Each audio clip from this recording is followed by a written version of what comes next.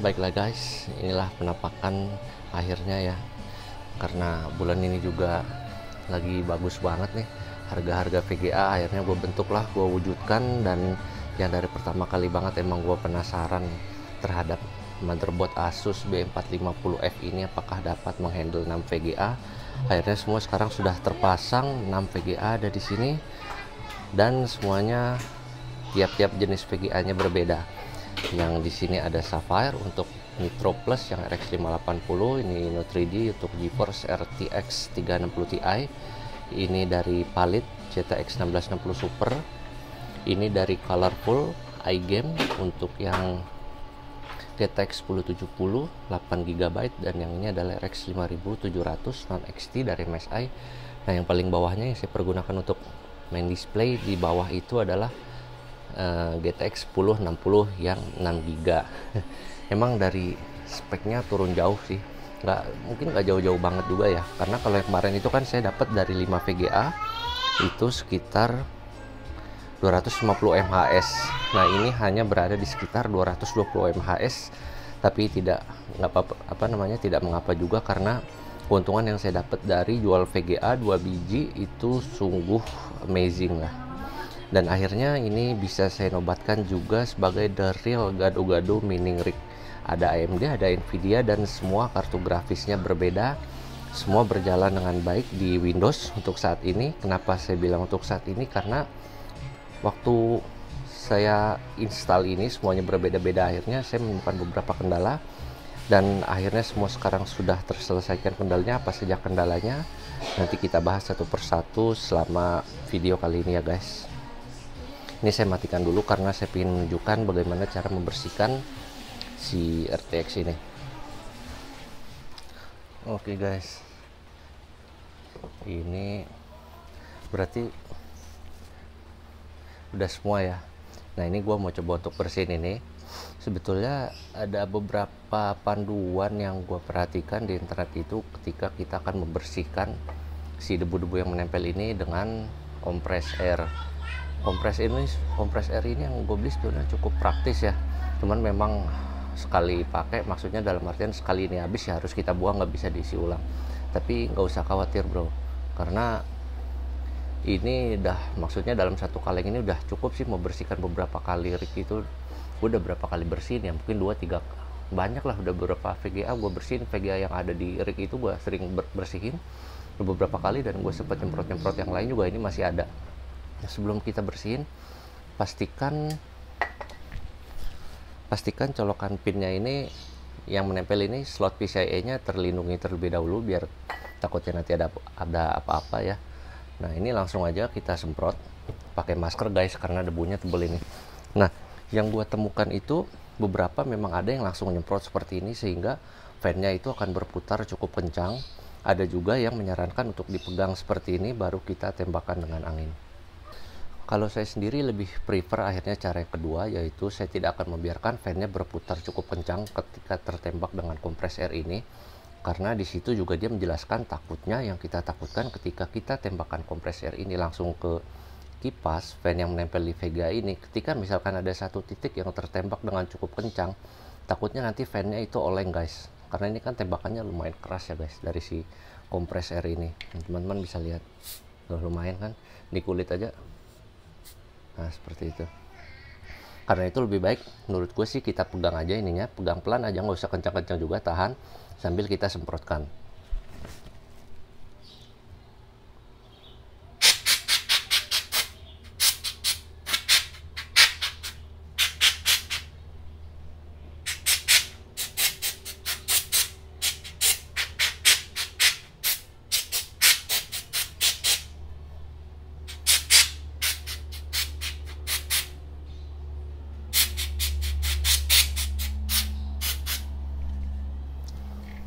Nah, yang jadi permasalahan di kompres air ini, kalau kita tekan-tekan terus kayak tadi lumayan banyak nyemprotnya, dia jadi dingin guys. Nanti anginnya juga akan jadi dingin, jadi kita harus sedikit beristirahat sejenak. Nah, teman-teman bisa lihat di sini ada pengembunan ya, kelihatan nggak tahu tuh. Tapi di sini yang jelas ada pengembunan karena kalengnya jadi dingin nih setelah banyak kita semprot-semprot tadi. Dan anginnya juga akan lebih dingin. Takutnya membahayakan komponen elektronik yang ada di dalamnya.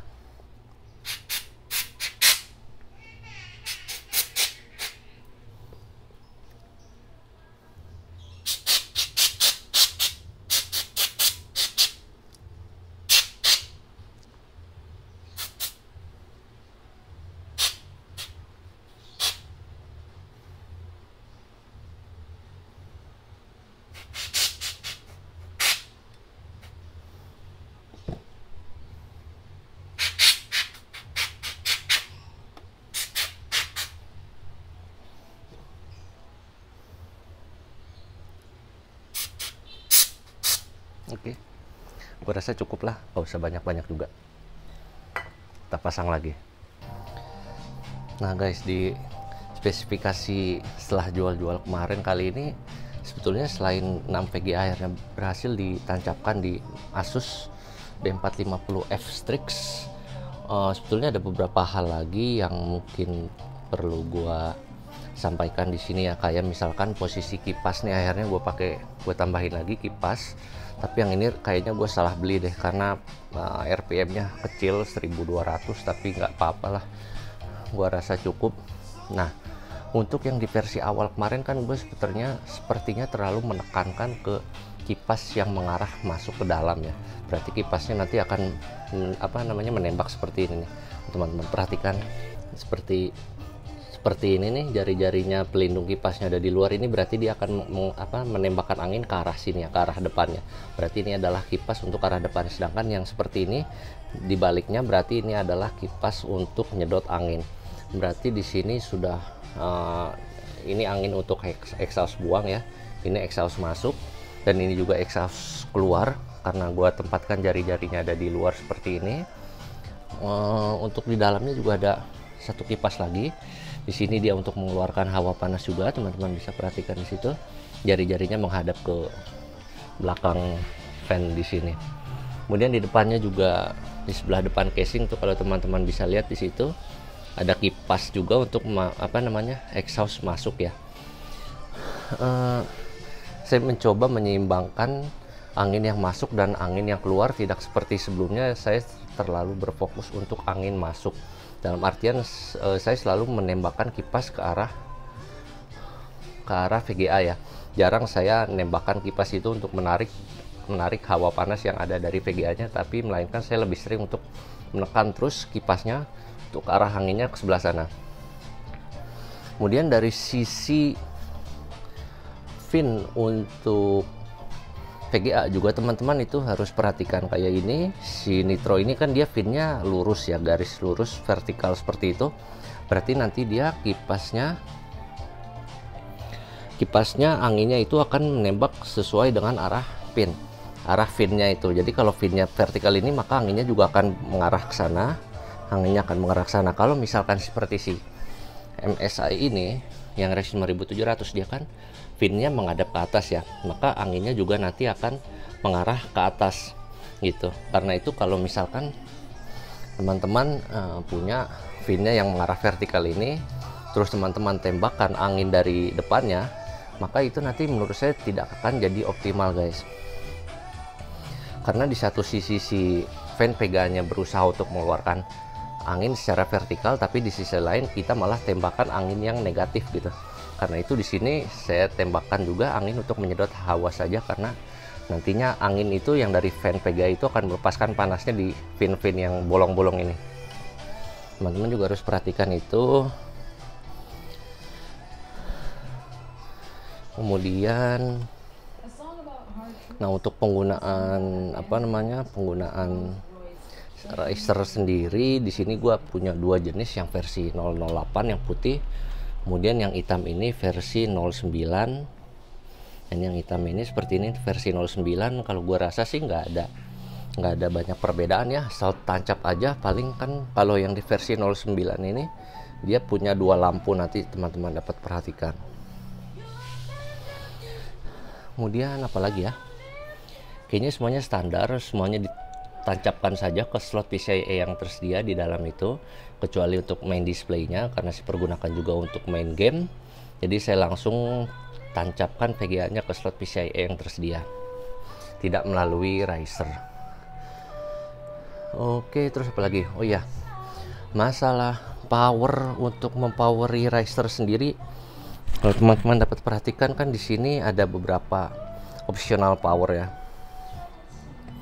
Di sini saya menggunakan Molex, atau bisa menggunakan Nampin, atau bisa menggunakan yang port SATA. Satu yang perlu dicatat adalah kalau kita kekurangan kabel, dalam artian misalkan kita maunya pakai Nampin tapi kita nggak punya kabel Nampinnya, yang kemudian akhirnya teman-teman memutuskan untuk membeli konverter, misalkan konverter dari Molex atau konverter dari SATA untuk ke 6 pin. Kalau dari Molex ke 6 pin sebetulnya tidak terlalu masalah ya, karena kalau kita perhatikan di internet kan memang banyak yang menyatakan kalau Molex itu powernya dapat lebih besar yang dihantarkan dibandingkan dengan si kabel 6 pinnya itu sendiri. Tapi yang dipermasalahkan itu kalau kita memaksa menggunakan konverter dari SATA ke 6 pin. Menurut saya lebih baik kalau misalkan teman-teman punyanya kabel SATA ya masukin aja ke port SATA guys. Di sini juga untuk yang 580-nya gua pasangin ke SATA itu aman-aman aja ya, karena memang langsung ngambil kabel SATA dari si power supply-nya di sebelah sini. Terus apalagi ya, nah kalau misalkan pun teman-teman memang masih kekeh mau pakai 6 pin, lebih baik teman-teman beli kabel power splitter seperti ini guys. Jadi untuk yang GTX 1660 Super ini gue pakai karena ini headernya hanya satu, head di sini hanya satu, karena itu gue beli splitter, satunya masukin ke GTX ke VGA-nya, dan satu lagi untuk mempowering si risernya seperti itu. Kemudian apalagi yang perlu dicatat selanjutnya adalah satu kabel yang mencolok ke pin seperti ini itu usahakan hanya untuk, misalkan ini saya pakai SATA ya, usahakan hanya untuk mempoweri 2 buah riser, ataupun kalau perlu hanya 1 riser untuk SATA ya guys, karena SATA itu kan rate power yang dikeluarkannya nggak sebesar Molex. Kalau Molex maksimal 2 bagi saya, minimal 2 menggunakan Molex. Untuk di rig ini juga gue sebetulnya sudah menggunakan 2 PSU, satunya di sini Bitfenix Whisper yang 850 dan satunya ada di kolongnya guys, kan gue tempelin casing. Nah ini juga Bitfenix tapi yang wattnya lebih kecil, yaitu 550 watt. Jadi gue pergunakan seperti itu. Yang 550 wattnya itu gue pakai untuk powering si motherboardnya aja, si motherboard dan 2 VGA yaitu MSI yang 1060 dan si 1070. Ini gue ambil power dari yang 550. Sedangkan sisanya yang nempel di atas ini itu menggunakan yang Whisper yang 850 watt. Untuk nge-splitnya, untuk nyalainnya, triggernya itu gue pakai konverter yang seperti di bawah ini. Teman-teman bisa lihat yang kabel hitam itu banyak itu dijual di toko-toko marketplace sekitar 80 ribuan. Dan apalagi ya, sepertinya udah guys, kita langsung pasang aja. Nanti ada beberapa setting di BIOS yang pin gua tunjukin bagaimana akhirnya si B450F ini dapat menghandle 6 VGA. Oke guys, nah ini kita udah masuk di menu BIOS-nya ya. Untuk beberapa hal yang kemarin gue perhatikan dan akhirnya bisa berjalan 6 VGA di motherboard Asus B450F Strix ini, pertama adalah kita masuk ke menu Advanced ya. Terus kita lihat di onboard device configuration. Nah, ini karena menu BIOS jadinya agak repot. Nah di sini itu ada PCIe bandwidth, ini biarkan aja defaultnya dia adalah auto mode. Kemudian di sini untuk PCIe 16.3 kontrolnya, ini perhatikan di sini kayak waktu video beberapa waktu sebelum ini saya udah pernah menjelaskan. Sini teman-teman bisa baca detailnya. If 16_3 detected atau PCIe yang di slot 3 itu terdeteksi, run kali 4 mode and disable 1 PCIe 1_2 dan PCIe 1_3, otherwise enable 2 dan 3-nya. Karena itu di sini saya pilih yang 2 di sini optionnya untuk apa, teman-teman bisa perhatikan di sini 16.3 run kali 2 mode, dan kita akan mengenable 1_2 dan 1_3. Karena itu saya pilih di sini X2 agar dapat mengutilisasi semua PCIe slot yang tersedia. Nah, untuk modenya ini semua di sini saya atur untuk auto aja. Sini ada auto. Kemarin saya coba itu ketika 6 VGA saya atur di Gen 1, malah yang VGA displaynya, VGA yang di slot pertamanya itu malah nggak mau terdeteksi guys. Jadi dia nggak mau booting, black screen aja begitu. Kemudian nggak black screen sih, tapi masih bisa masuk BIOS. Karena itu masih bisa saya rubah. Di sini saya kembalikan ke setting auto, semuanya auto. Kemudian yang krusial selanjutnya adalah HD audio controllernya. Di sini harus saya disable karena settingan awalnya itu adalah enable. Sini harus saya rubah disable karena kalau misalkan saya setting di enable ada slot PCIe yang di slot keberapa saya lupa. Yang jelas itu adalah slot yang dipergunakan oleh RX 580. Nah di situ dia malah nggak kedetek guys ya RX 580-nya, jadi kayak bentrok atau dia cari resource karena bentrok dengan HD audio controllernya yang tadi awalnya nilai awalnya adalah enable. Karena itu ini harus saya disablekan untuk HD audio controller. Kurang lebih untuk settingan advance seperti itu, karena untuk motherboard AMD saya nggak tahu, sepertinya berbeda dengan motherboard Intel dalam artian seperti itu. Maksudnya nggak ada apa ya, kalau misalkan ada 4G decoding dan lain-lain di motherboard ini tidak ada. Mungkin itu berlaku hanya untuk di Intel atau seperti apa, saya juga masih kurang paham. Yang jelas untuk settingan slot AM4 yang saya pergunakan ini, settingannya yang berjalan untuk berhasil mendeteksi 6 VGA adalah seperti ini guys. Untuk modenya semua di sini akhirnya saya jalankan auto, tidak saya pilih gen 1, 2 atau 3 tapi auto saja, biarkan untuk kontrolernya menyesuaikan tadi 3 ya, dan HD audio kontrolernya kita atur untuk disable seperti itu. Kemudian apakah ada yang terlewat? Kayaknya sih nggak ada di sini, mungkin bisa kita perhatikan. Nah, coba kita lihat. Nah, memang di sini nggak kedetek ya guys, karena saya menggunakan riser, tapi nggak masalah sebetulnya. Nanti di Windowsnya juga kita bisa melihat kalau PCIe 3 semuanya terdeteksi dengan benar. Oke, kita boot up saja kembali, reboot, dan kita akan masuk Windows. Oke guys, ini akhirnya udah masuk dalam Windows setelah tadi kita rapi-rapi sedikit ya, rig yang saya nobatkan akhirnya menjadi full gado-gado. Setelah beberapa VGA saya jual dan sekarang sudah terpasang 6 VGA di dalamnya. Ada satu RX 5700, terus ada 5 dari kartu grafis pabrikan Nvidia, ada 1066GB, ada 1070, 1660 Super, 3060 Ti, dan satu lagi dari Radeon yaitu RX 580. Kedua-duanya, maksudnya semua VGA yang ada di sini berbeda pabrikan dan berbeda jenis dan dari beragam generasi. Seperti kita tahu si RX 580 ini udah legendaris banget ya guys, dari kalangan para miner baik di Indonesia ataupun di negara-negara lainnya, karena terkenal dengan bandelnya juga.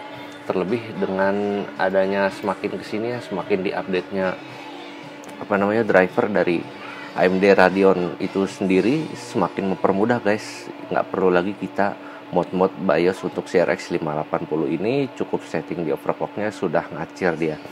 Memang dibandingkan dengan 1660 Super dengan rentang speed untuk ETH itu dia ada di kisaran 30 MHz, si 580 ini menurut saya kurangnya hanya satu ya, lebih makan power itu lebih banyak si RX 580 guys.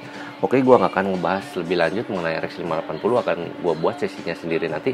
Kita lanjutkan materi kali ini, apa saja yang perlu dipersiapkan untuk hardware kan tadi sudah kita bahas di awal guys.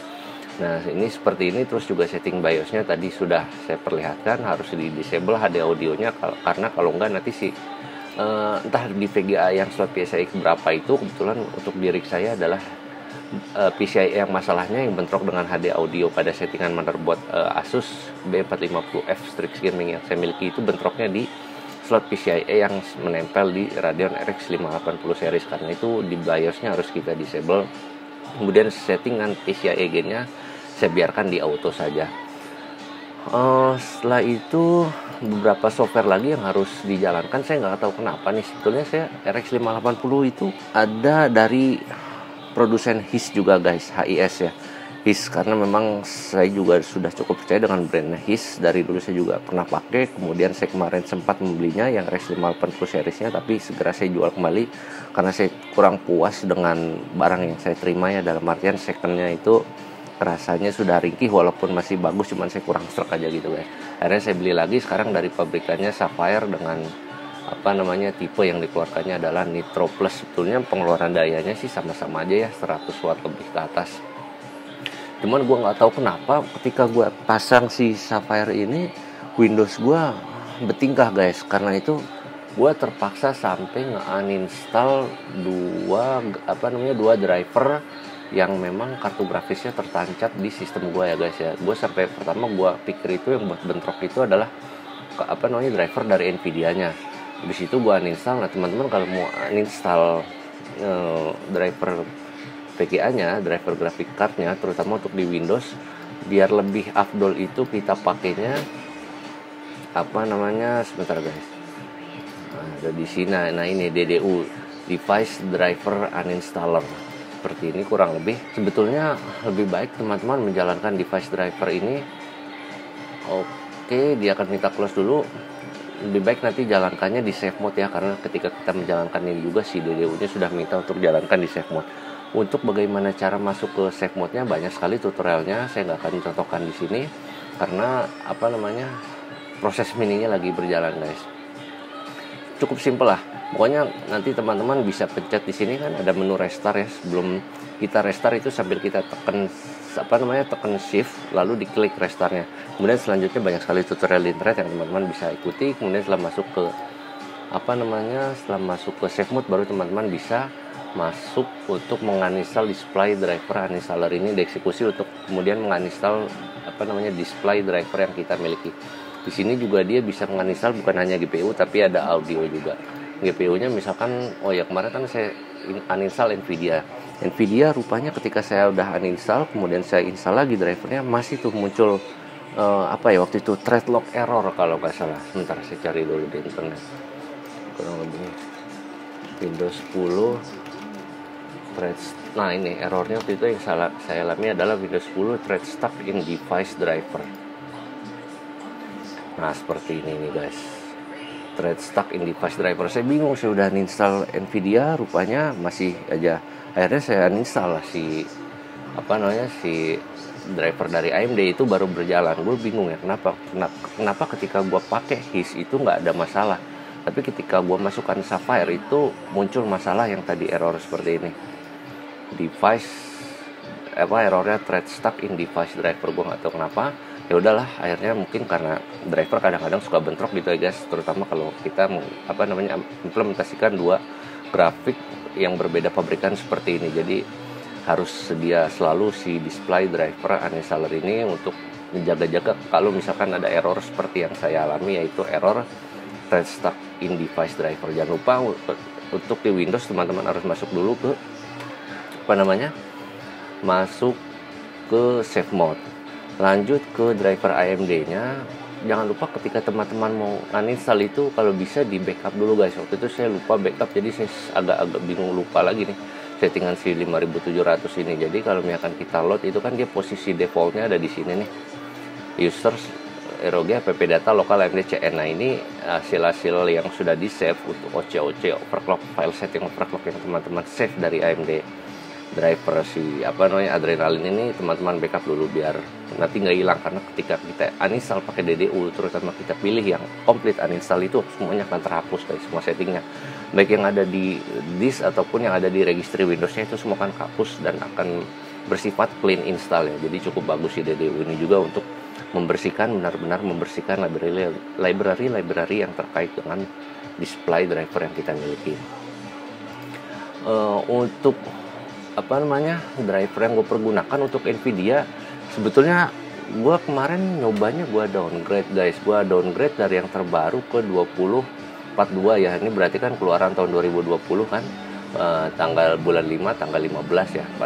Yang terbarunya, nah itu kemarin yang stuck itu sebetulnya gue di driver versi terbaru guys, di 2010 ya. Terutama yang kemarin gue pakai di awal itu 2010 itu error. Kemudian 2010 error thread stuck driver seperti tadi, gue upgrade lah ke 2011.2, muncul juga thread stuck driver. Akhirnya gue uninstall pakai DDU, kemudian gue install lagi di menggunakan yang 2042 ini bisa. Tapi gue sebetulnya nggak yakin sih kalau misalkan driver barunya yang membuat masalah. Gue yakin karena memang sudah ada banyak bentrok aja di drivernya, karena gue sering gonta-ganti hardware GPU-nya kan, sering gue gonta-ganti, kemungkinan besar sih ada bentrok. Tapi untuk kali ini memang gue menginstalnya di 2042. Gue nggak akan menjudge kalau driver yang terbarunya itu bikin error. Gue nggak akan menjudge itu. Justru sepertinya lebih stabil ya driver yang baru. Cuman kebetulan karena gue installnya kembali adalah versi 2042 dan sekarang berjalan stabil, gue belum akan mencoba untuk mengupdate drivernya. Begitu. Kemudian ada satu hal lagi yang sebetulnya gue juga agak bingung. ketika gue sudah selesai menguninstall si drivernya itu, si Windowsnya ngupdate sendiri guys. Padahal di sini udah gue setting untuk cek for updatesnya itu manual ya. Gue nggak tahu per berapa jam tuh dia nginstall si drivernya, terus kemudian sama si Windowsnya itu diinstal baru, diinstal updateannya gitu yang paling terbaru. Jadi tampilannya ini, tampilan apa sih namanya ini, Radeon. Nah, Radeon software-nya ini error karena Radeon software versi lama dan drivernya itu versi baru gitu loh. Padahal ini udah gua setting maksudnya gua matiin nih, gua nggak mau ada update. Rupanya ada satu lagi yang harus kita matikan di settingnya itu, yaitu dia ada di apa yang harus kita rubah lagi. Teman-teman bisa ketik aja di sini, adalah sebetulnya namanya ini nih, change device installation setting. Kalau misalkan teman-teman belum pernah masuk, sebetulnya nanti teman-teman langsung bisa running saja di sini change device. Nah, nanti dia harusnya muncul ke sini ya secara otomatis. Dia adanya di menu control panel untuk advance. Cuman gue biasanya kalau bingung-bingung masuk ke dalam, gue ketik aja di search ini, otomatis biasanya Windows akan menemukan kalau memang komponen tersebut adalah bawaan Windows. Nah, untuk setting default itu awalnya itu ada di posisi yes. Jadi secara defaultnya ketika misalkan si Windows sudah merasa driver si AMD ini udah terlalu lama nih bro, lo harus update sama si Windowsnya karena kita setting di sini yes. Do you want to automatically download manufacturers apps and custom icons available for device? Karena settingan awalnya adalah default bawaan dari Windowsnya. Itulah yang menyebabkan si Radeon software ini secara otomatis mengupdate drivernya. Tapi yang gue bingung kalau misalkan driver terupdate otomatis, kenapa tampilannya nggak otomatis? Nah, karena ada bentrok seperti itulah settingan kartu grafis AMD gue jadi ngaco. Akhirnya gue terpaksa gue uninstall lagi, masuk ke save mode, gue uninstall lagi ke display driver uninstaller. Kemudian gue ini setting di no, barulah dia nggak akan melakukan update guys. Seperti itu kurang lebih. Jadi ini juga jangan lupa untuk device installation settingnya teman-teman harus pilih no, terutama misalkan teman-teman yang menginstal versi lama ya, nggak mau menginstal versi update terbarunya. Kalau misalkan teman-teman pakai versi update terbaru sih nggak masalah, tapi misalkan teman-teman yakin nggak mau update lagi, udah ininya di no-in aja. Jadi biar nggak ada update, biar kita yang full control terhadap update dari drivernya. Oke guys, mungkin untuk materi gado-gado yang ultimate ini gue bilangnya gue cukupkan dulu. Memang cukup menarik ya kita melihat perkembangan kripto awal tahun 2021 ini, dimulai dari harga yang gila-gilaan, kemudian beberapa waktu yang lalu juga Elon Musk juga menunjukkan supportnya terhadap Bitcoin sehingga harga Bitcoin naik gila-gilaan.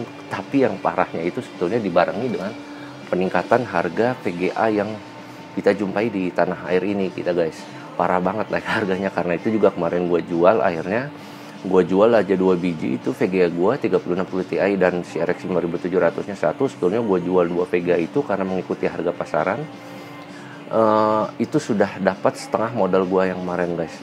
Alhamdulillah udah mendapatkan setengah modal gue yang kemarin, dan akhirnya sisanya gue belikan beberapa VGA ini untuk setting juga, untuk coba-coba ya. Akhirnya sih kita having fun aja guys ya dengan mining ini. Mungkin kalau ada teman-teman yang benar-benar ingin menseriusinya sih silahkan, tapi kalau gue sih kita ambil have fun-nya aja, kita ambil ilmunya aja, kita pelajari.